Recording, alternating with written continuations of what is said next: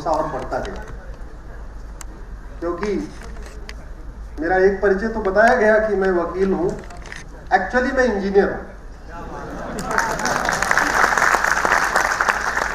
Basically मैं engineer था, कई कंपनियों में मैंने नौकरी किया। फिर कुछ दिन के बाद समझ में आएगा ये बस चोर चक्कों की बेल कराने क्या मतलब, इसके लिए थोड़ी नींद छोड़ी थी। तो वहां से फिर हम कॉन्स्टिट्यूशन की तरफ आ गए। मैं शुरुआत कुछ और करने वाला था, लेकिन जब यहाँ पे गणेश की वंदना हुई तो इसलिए मैं शुरुआत कुछ और कर रहा हूं। हमने सबने देखा हमारी बेटियों ने कितना अच्छा गणेश जी की वंदना किया। ये गणेश वंदना जो आज हुई है इंदौर में, ये कभी दुर्योधन के ननिहाल गंधार में भी होती थी, ये भरत के ननिहाल कैकेय में भी होती थी, ये तक्षशिला में भी होती थी, ये पर्शिया में भी होती थी।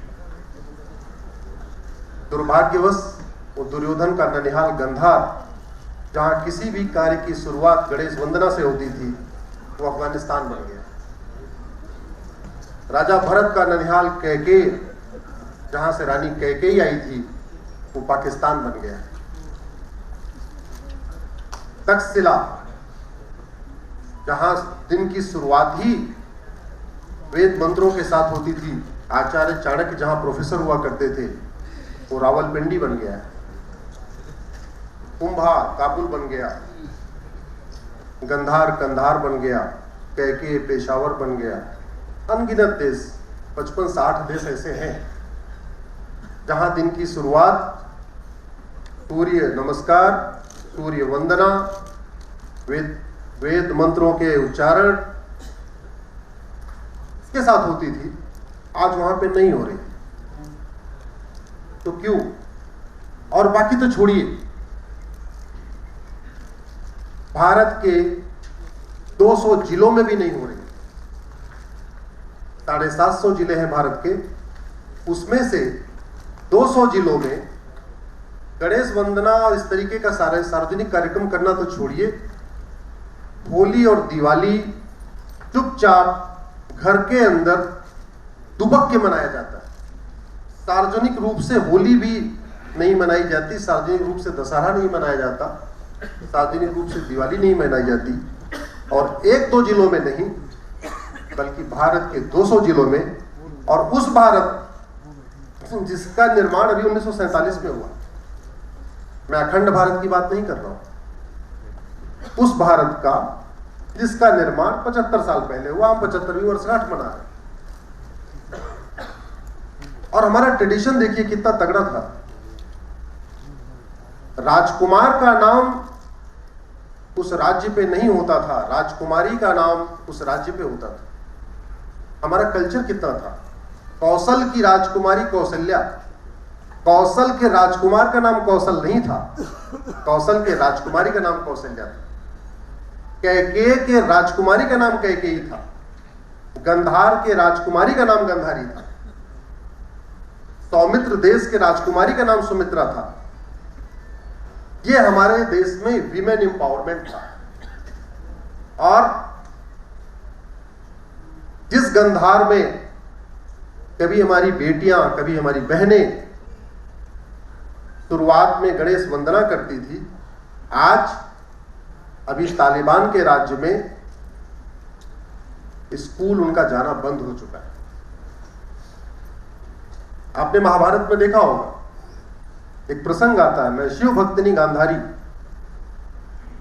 और महाभारत में इसका प्रसंग है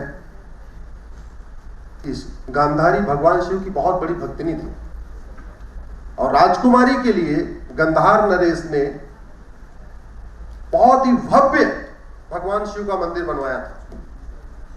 कहां गया वो भगवान शिव का मंदिर? कभी सुना आपने अफगानिस्तान में कोई शिव मंदिर भी है? सुना आपने? जरा से बोलिए।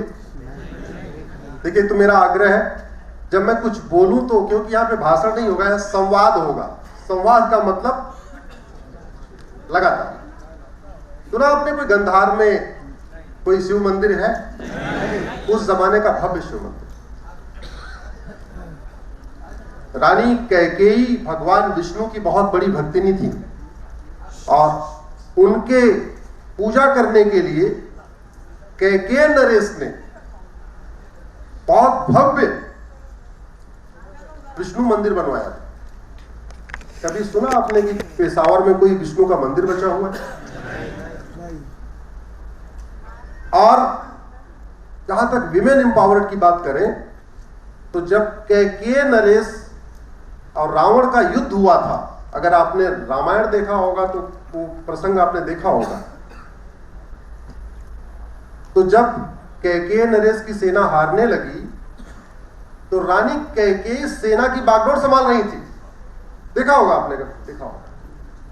ये हमारे देश का विमेन एम्पावरमेंट था।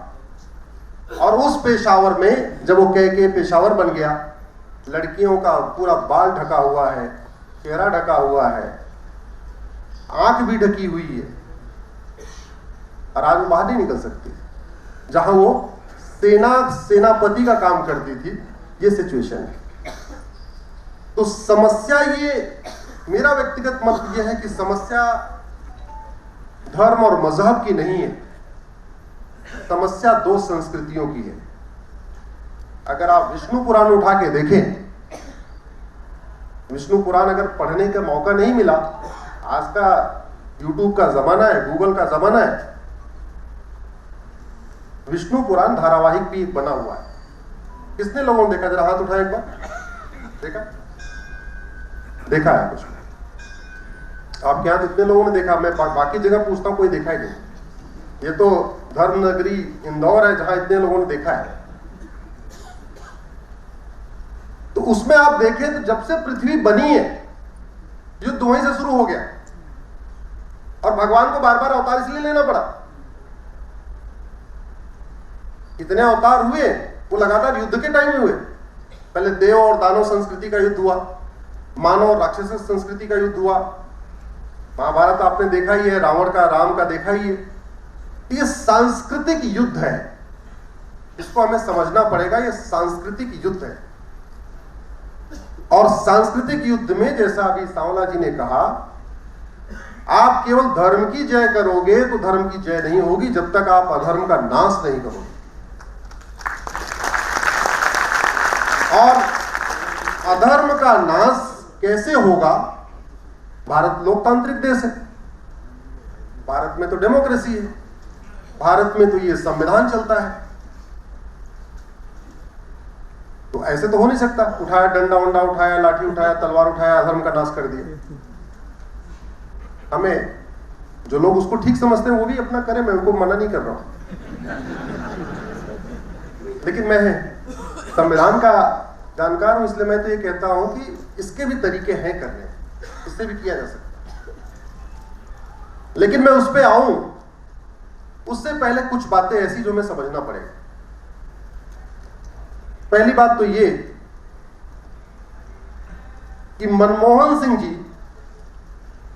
जो बहुत संभ्रांत परिवार के थे, और नंगे बदन क्यों भागे?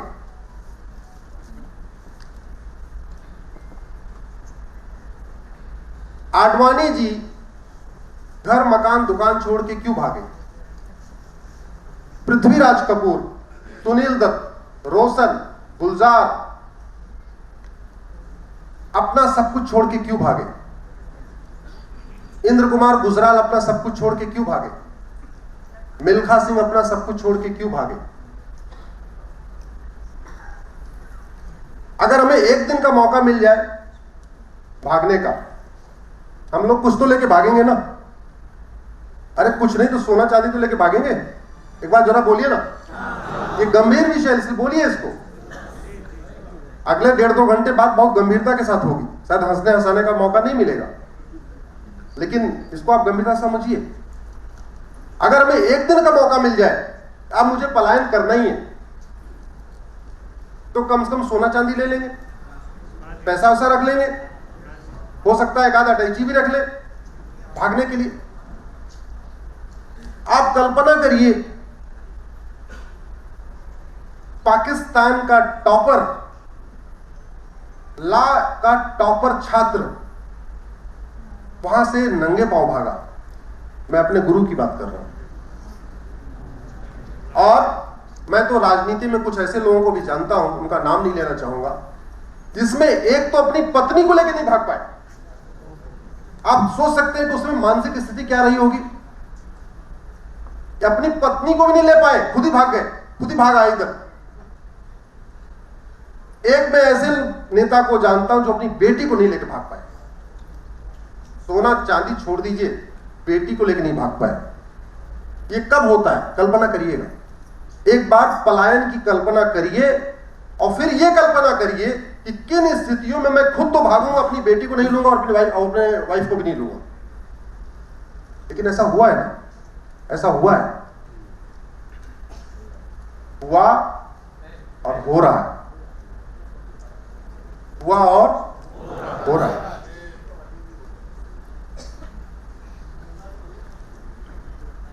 क्यों हो रहा है? क्योंकि अगर आप समस्याओं के मूल पे जाएं, समस्याओं के जो हमारी सनातन संस्कृति के सामने जो जितने खतरे हैं उनके मूल पे जाएं, तो आपको दो चीज मिलेगी। या तो सत्ता ने सनातन को खत्म किया है, या तो पैसे ने। अभी एक मूवी आई पृथ्वीराज, कितने लोगों ने देखा? जरा हाथ उठाएं। काफी लोग। पृथ्वीराज के पतन का सबसे दो कारण क्या था? किन दो लोगों के कारण पृथ्वीराज हारे?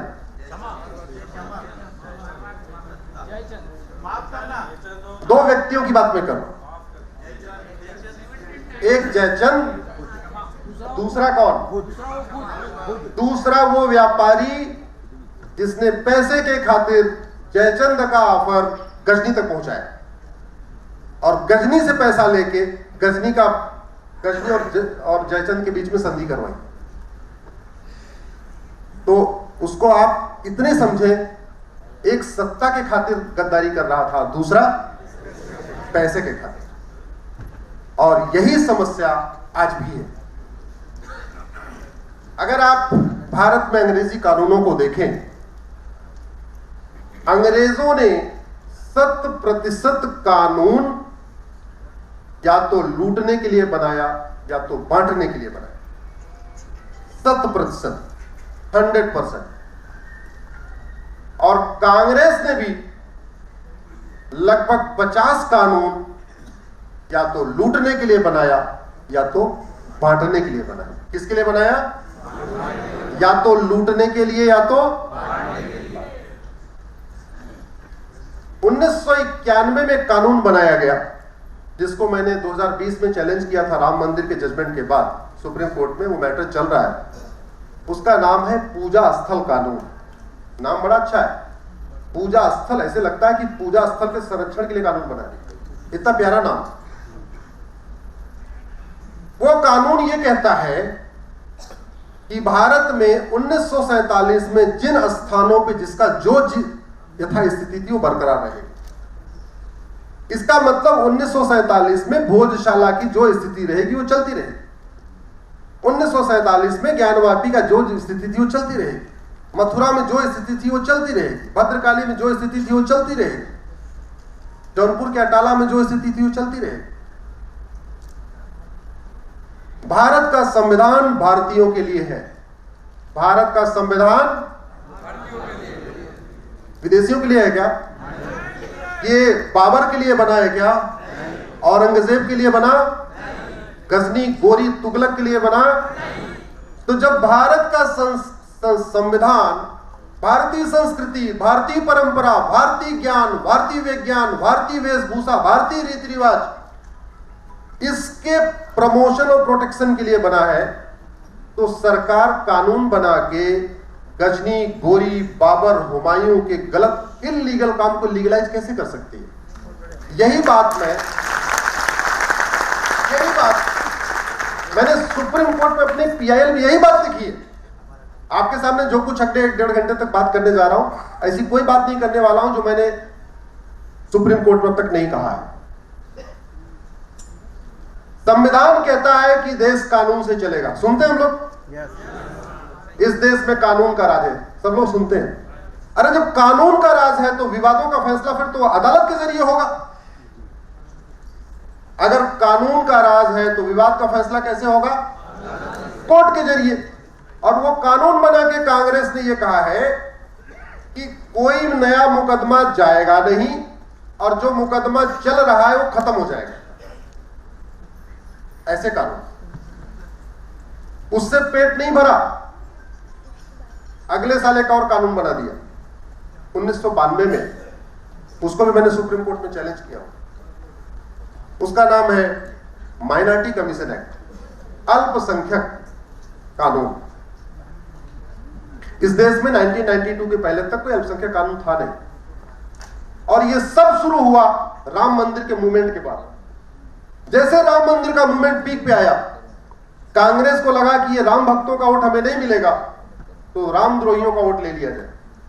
इसलिए उन्होंने पहला 1991 में कानून बनाया, पूजा स्थल कानून।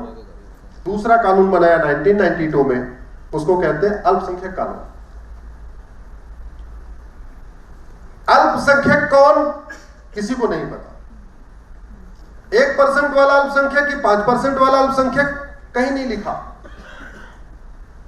लेकिन अल्पसंख्यक कल्याण मंत्रालय भी बन गया, अल्पसंख्यक आयोग भी बन गया, अल्पसंख्यक के नाम पे वजीफा, अल्पसंख्यक के नाम पे लोन, अल्पसंख्यक के नाम पे 15-50 योजनाएं, अल्पसंख्यक के नाम पे हमारा और आपका दिया हुआ कम से कम केंद्र राज्य मिला दीजिए तो 25,000 करोड़ रुपए खर्च हो रहा है।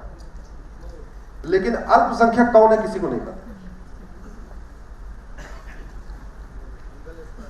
जिन्हें वेतन भत्ता, गाड़ी, बंगला, पेंशन मिलता है अच्छा अच्छा कानून बनाने के लिए, वो ऐसे घटिया कानून बना रहे हैं। उनको गद्दार कहना चाहिए नहीं? सांवला जी की भाषा में उनको गद्दार कहना चाहिए कि नहीं? जो ड्राइवर अपनी ड्यूटी ईमानदारी से न करे उसको क्या कहेंगे? जो टीचर अपनी ड्यूटी ईमानदारी से न करे, जो डॉक्टर अपनी ड्यूटी ईमानदारी से न करे, तो जो कानून निर्माता है, सांसद विधायक को कानून निर्माता कहते हैं ना, अगर वो अपनी ड्यूटी ईमानदारी से नहीं कर रहा, क्या कहेंगे उसको? ये बढ़िया है, ये बढ़िया है।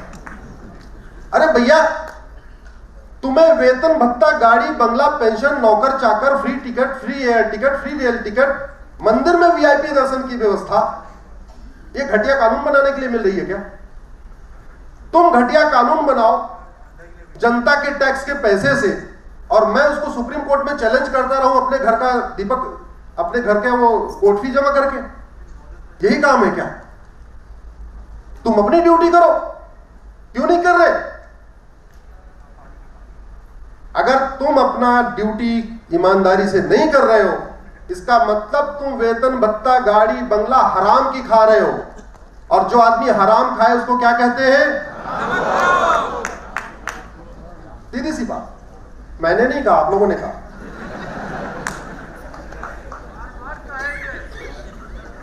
अच्छा, ये कानून की शुरुआत कांग्रेस ने सीखी कहां से, इसको समझिए जरा। मुगलों ने जितने काम किए थे तलवार के दम पे, अंग्रेजों ने वो सारे काम किए कानून बना के।